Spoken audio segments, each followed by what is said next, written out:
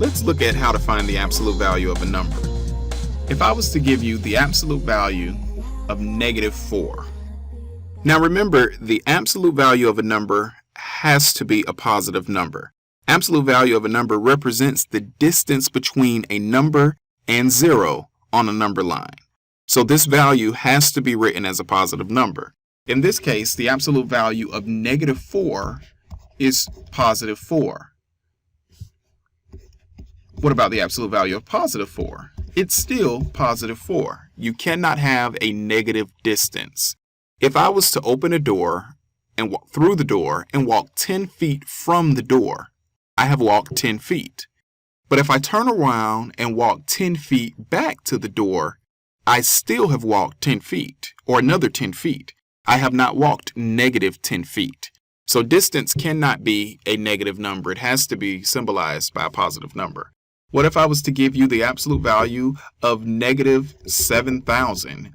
It doesn't matter how big or small that number is. It's still a positive number. So don't let the size of the number fool you. Now let's turn these into some equations.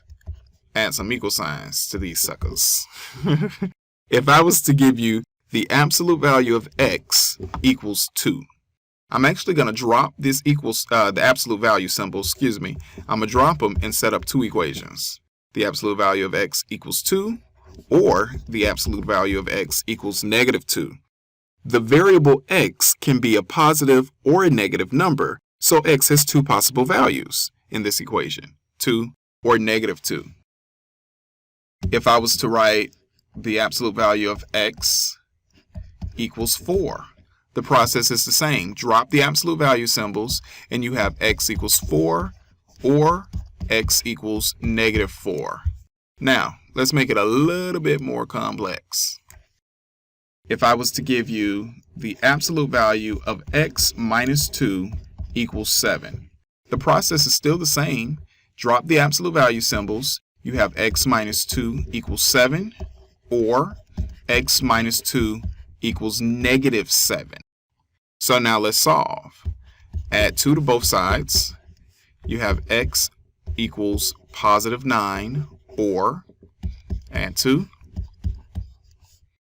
X equals -7 plus 2 is -5.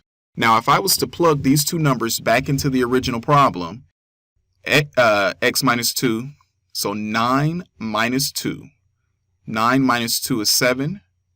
The absolute value of 7 is still 7. Now let's plug in the other number. -5 minus 2. -5 minus 2 is -7. The absolute value of -7 is still +7. So it checks. Let's try it one more time. If I was to give you the absolute value of 2x plus 3 equals 9. The absolute value of 2x plus 3 equals 9. Drop your absolute value symbols, so you would have 2x plus 3 equals 9 or 2x plus 3 equals -9. Subtract 3 from both sides. So you have 2x equals 6. Divide by 2. 2's cancel here. You're left with x equals +3. Or subtract 3. We have 2x equals -12. Divide by 2. 2's cancel, and you're left with x equals -6. Now, I always say you should always plug in your answers because that's the only way you'll know for sure that it's true. Now, no one likes to ever plug it in, but I'm telling you, you got to take a test after you watch this video now, sooner or later. So that's the only way you'll know for sure if your answer is correct. So if I plug in 3, I have 2 times 3, which is 6. 6 plus 3, which is 9. The absolute value of 9 is 9. Let's plug in -6. 2 times -6 is -12. -12 plus 3 is -9. And the absolute value of -9 is +9. So just make sure you remember the absolute value of a number has to be a positive number, But then when you have an equation, you just drop the absolute value symbols, solve it like a normal equation, except the fact that you have two, at least. Hopefully this helps you. You can refer back to your book for additional examples.